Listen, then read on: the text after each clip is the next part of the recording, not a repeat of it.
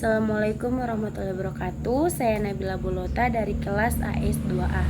Dalam kajian ilmu ketatanegaraan, pembagian kekuasaan dibedakan menjadi dua bentuk utama, yaitu pembagian kekuasaan secara vertikal dan horizontal, yang masing-masing memiliki asas-asas tertentu dan fungsi dalam menjaga sistem pemerintahan yang demokratis. 1. Pembagian kekuasaan vertikal. Pembagian kekuasaan vertikal adalah pembagian kekuasaan antara pemerintah pusat dan pemerintah daerah. Tujuannya adalah untuk mewujudkan prinsip otonomi daerah sehingga daerah memiliki keleluasaan dalam mengelola urusan rumah tangganya sendiri.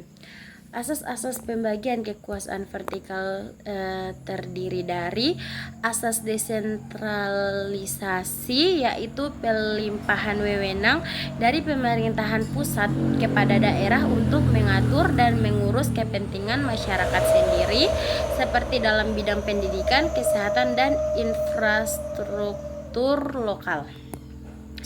Terus ada asas dekonsentrasi, yaitu pelimpahan wewenang dari pemerintah pusat kepada penjabat pusat yang ada di daerah, misalnya gubernur sebagai wakil pemerintahan pusat.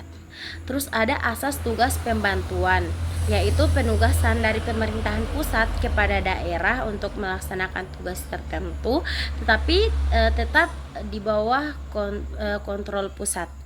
Nah, asas-asas ini memungkinkan sistem pemerintahan yang lebih efektif dan efisien serta lebih dekat dengan kebutuhan masyarakat daerah. 2. Pembagian kekuasaan horizontal.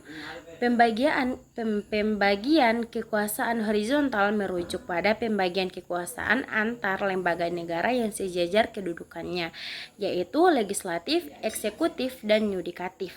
Ini merupakan penerapan dari teori trias politika.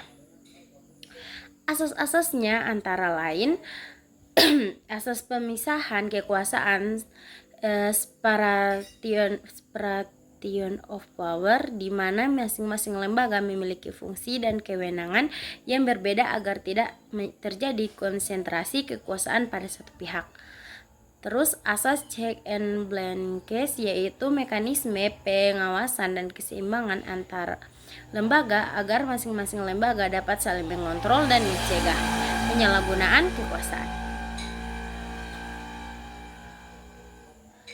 Terus ada hubungan antara lembaga legislatif, eksekutif, dan yudikatif, yaitu lembaga legislatif atau DPR berperan dalam membuat undang-undang serta melakukan fungsi pengawasan terhadap jalannya pemerintahan. Terus lembaga eksekutif, yaitu presiden dan kabinet bertugas menjalankan undang-undang serta kebijakan pemerintahan. Terus yang terakhir yaitu lembaga yudikatif, yaitu MA, MK, dan KY, yaitu menjalankan fungsi kehakiman, menegakkan hukum, dan menguji peraturan perundang-undangan terhadap undang-undang. Ketiga lembaga ini saling berhubungan dalam sistem checks and balances. Sebagai contoh, undang-undang yang dibuat oleh DPR dapat diuji secara material oleh Mahkamah Konstitusi. Presiden sebagai kepala eksekutif bisa diawasi oleh DPR melalui hak interpelasi atau hak angket. Sementara itu, putusan yudikatif wajib dihormati oleh lembaga lain. Kesimpulannya, pembagian kekuasaan baik secara vertikal maupun horizontal bertujuan untuk menciptakan sistem pemerintahan yang demokratis, adil, dan tidak terpusat pada suatu tangan dengan menjunjung tinggi prinsip otonomi daerah serta pemisahan kekuasaan yang berimbang dan saling mengawasi. Sekian penjelasan dari saya, lebih dan kurangnya saya mohon maaf. Wassalamualaikum warahmatullahi wabarakatuh.